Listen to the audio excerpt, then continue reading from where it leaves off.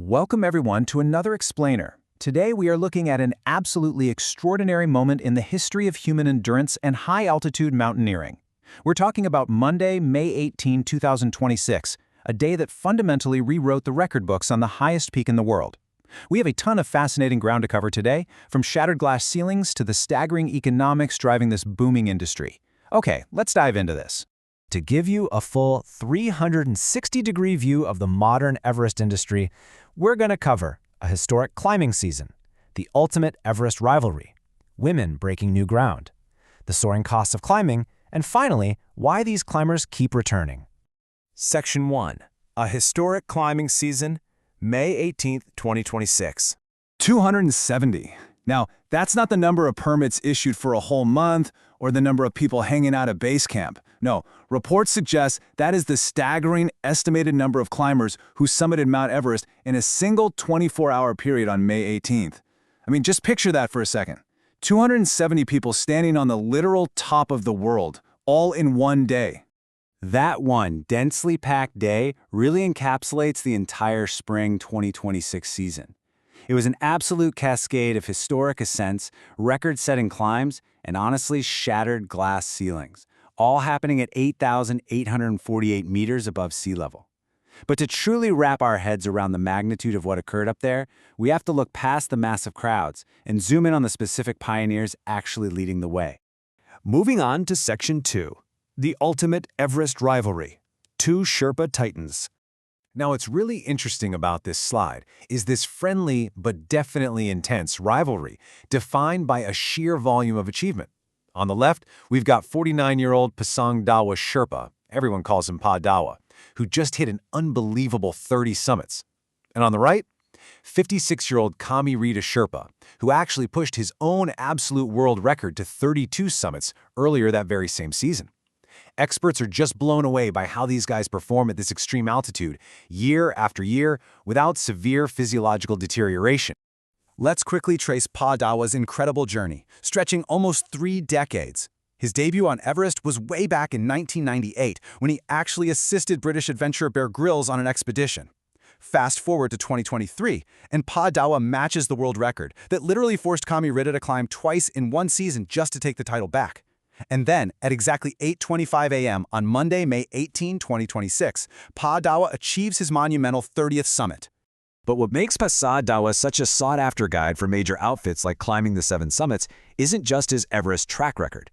The guy's expertise extends across the entire Himalayas. He has 5 ascents of Cho Oyu, successful summits of Lhotse and Manaslu, and, get this, an absolutely mind-blowing 70-plus ascents of Amadablam. People often call that peak the Matterhorn of the Himalayas. The man practically lives in the extreme altitudes. Yet despite these superhuman physical achievements, there's such a deep humility to these climbers. As Kami Rita Sherpa stated, "I am glad for the record, but records are eventually broken. I am more happy that my climbs help Nepal be recognized in the world." They modestly view these perilous journeys as, well, just working. It's a job to guide foreign clients through the Khumbu icefall and up into that incredibly dangerous death zone. Section 3. Women breaking new ground, shattering expectations. 11. That number represents the newly extended world record for the most Everest summits by a woman.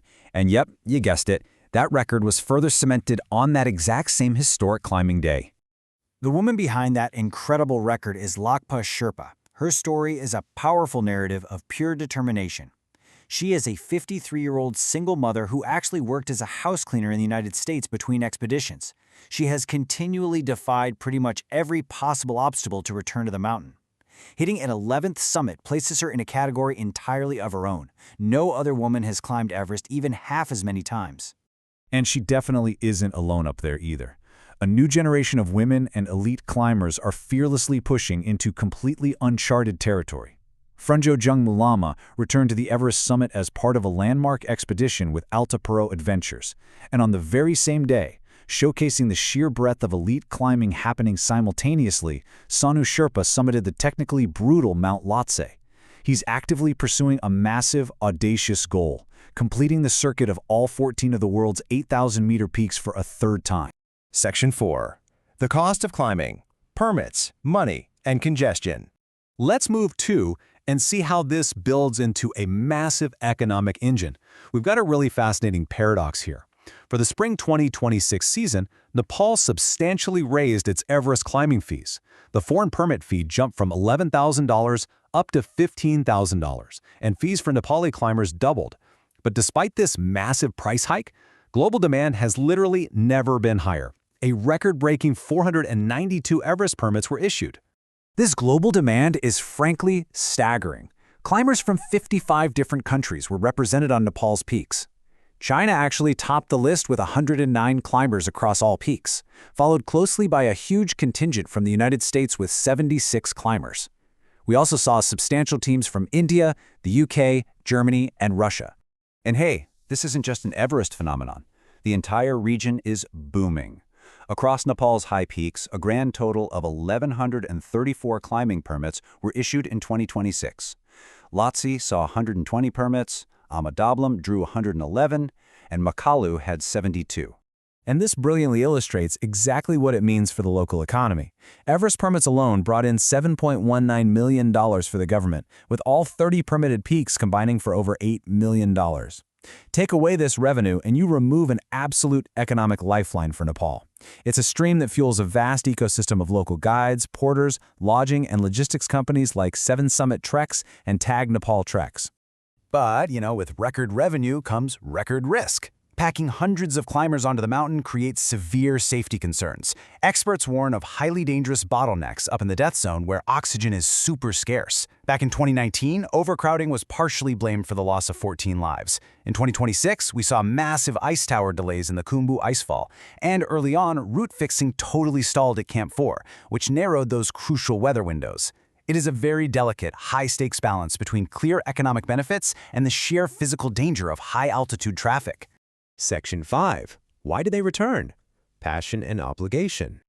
So the crucial point is that climbing isn't just an individual pursuit for these legendary guides. It's a structural pillar for their communities. The grueling work of Sherpas creates a powerful economic ripple effect.